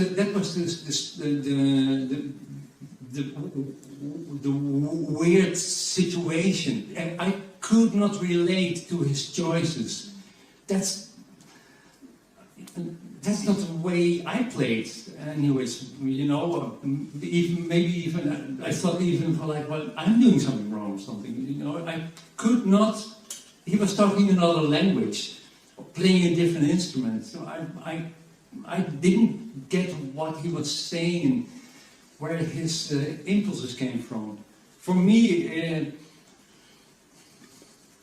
certainly if you would make a comparison to language, which I keep on doing actually, you know, that would be kind of like you're in the ceiling, kind of going lamps and the screen there, computer, you know. And yes, what am I saying here? You know, and just yes, these are the words that are in this. These are the things that are in this room, but there's no cohesion. You know, maybe it fits somewhere, but it's not a sentence. And that's what the guy was saying actually somewhere. He was not making a story, and there was a sort of like a theory. It was politically correct, but there was no vision. That it didn't. The source was wrong. That's what I finally. That's what I finally came to. That was my conclusion. You know, my personal conclusion, but certainly from this vision of making the comparison with language. You want to say something, and this is also always how I listen to music. I want to hear a story. I think this music. If you listen to music generally, I think the brain is always kind of like directly, actively searching for organization. So you hear a sound, and I think imagine that there were kind of like, you know, kind of like bullshit sounds, kind of whatever. All of a sudden, the brain will say like, there is no cohesion. This is random. You know, people say like, music is everywhere. Everything is music. Go out the street, that's music. I say, no, that's not music. So why is that not music? It's sound, you know, and but there's no cohesion. And with it is finally, it's about the organization.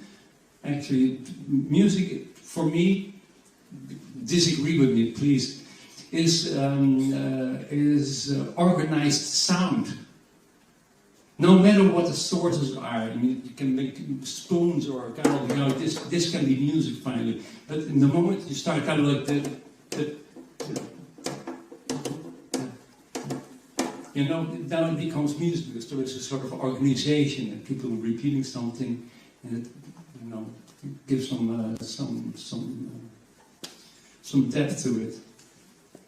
Just I wanted to say, if you have one album that you think we probably don't know, and that like touches you in a crazy way, and it's like the one album that you listen to, what is it? Actually, the albums that touch me the most are the albums that I hardly listen to, because that's for me just really kind of like, you know, closing myself off the world and kind of disconnect my smartphone and, you know, closing the windows and then kind of like almost kind of like, you know, watching a film. There are a few actually, but you have to always see it in the period of time, and also kind of like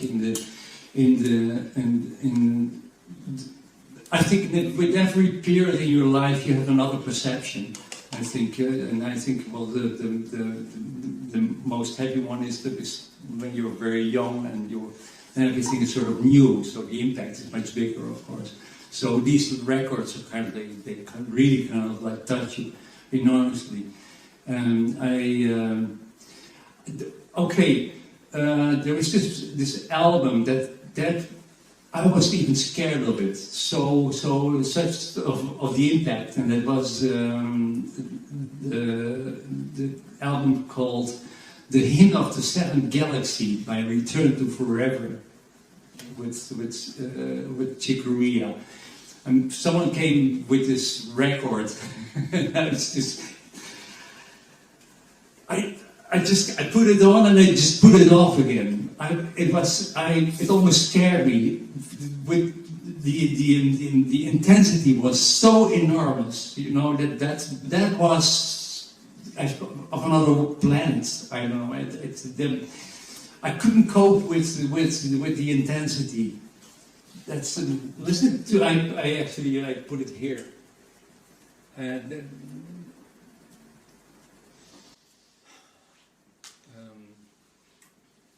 So this is what I heard.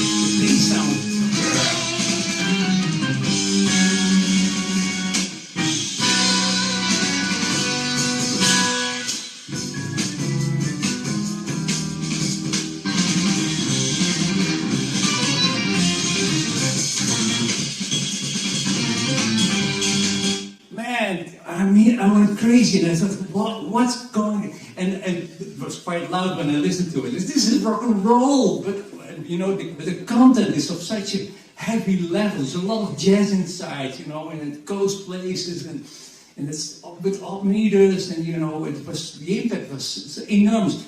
I just put the record and it went back into the cupboard, and I did listen for it for half a year. I didn't dare to. But the impact was so heavy that I knew I have to go through this. You know, this is real shit. I mean, but I'm not ready for it. I just came from the Beatles kind of, you know, hey Jude, la la la la. You know, the switch was too enormous. So yeah, and that was kind of like. But this was a sort of portal record. You know, go to the Mahavishnu stuff and to the Billy Cobham stuff and the Brecker Brothers stuff, and that was, you know, how you can of course apply all these rocky stuff to jazz, and that's, of course, that's optimum fusion. Of course, and all the jazzy elements are there, but then the layer is very rocky and. Yeah, and it's almost without boundaries. I found it very inspiring, the whole record, all the tunes. There's a great bass solo on the second tune, actually. That's a tune by Stanley Clarke, and it's one of the best bass solos that I think ever. Such a he plays with fuzz. It just made someone listen to it and say, well, I don't like the sound. Listen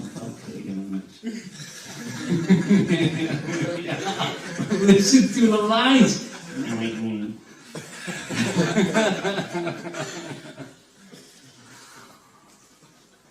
But then, this, and then completely, you know, something else, and that is a thing talking about serenity. Ravel. And that's the orchestral work called Daphnis et Chloe. That was complete as revelation. I mean, these are kind of like heavy extremes, and that knocked me out, kind of harmony-wise, and certainly on the level of serenity. Of course, you know, maybe you listen to it and say, well, you know, it's a slow, you know, where does it go? What is the story finally? There's a whole story behind it, actually. It's sort of like a Greek myth about two lovers, Daphnis and Chloe, and they are on an island. It's nice to read the story before, and then it's like film music. But anyway, you know, I'm really a fan of Ravel. That's a heavy get. For me, you know, on the level of content, jazz starts there. You know, he was the one who just put the altered scale and the diminished scale and all these kind of things. He put it on the map. Before that, there are a lot of essays, and kind of, you know, did you see this?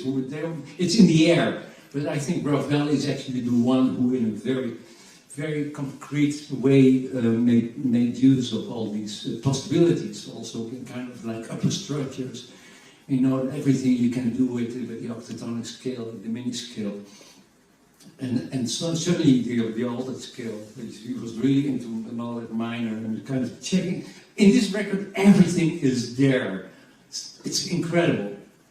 And then we're talking about the last century. He made it in 1910, between 1910 and 1913.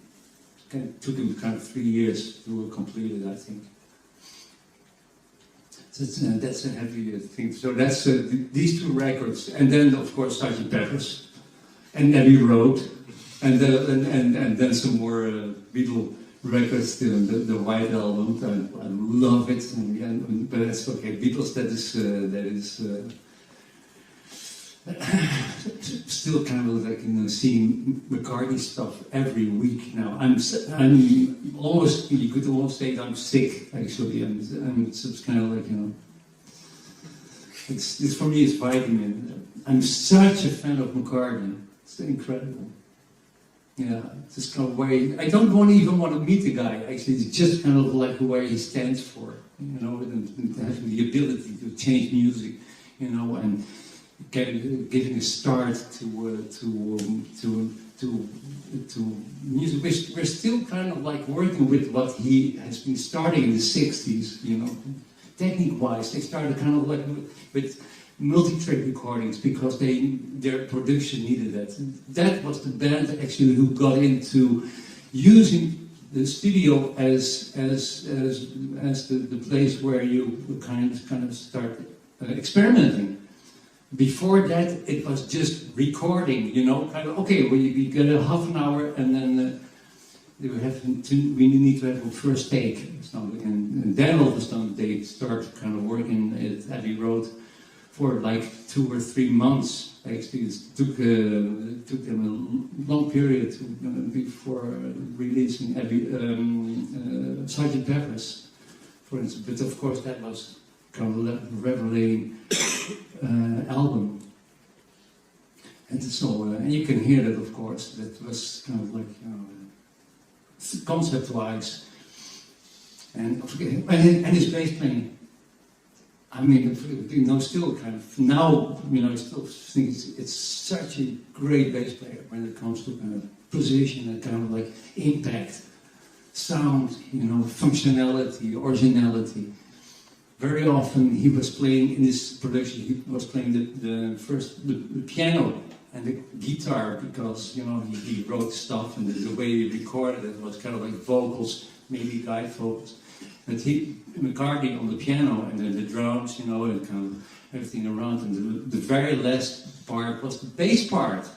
So he had all the time actually to think about the bass part. So sound-wise, they were with the kind of the few tracks that they went kind of like sound on sound. They had kind of make in between mixes all the time. So that means a decrease of quality actually. And the bass part was one of the last recorded tracks, so that had also always the freshness. If you have in interviews, McCartney said like the part of the success of Sgt. Pepper's, to my opinion, is the fact that the bass has got such a punch because it was the very last track that was recorded.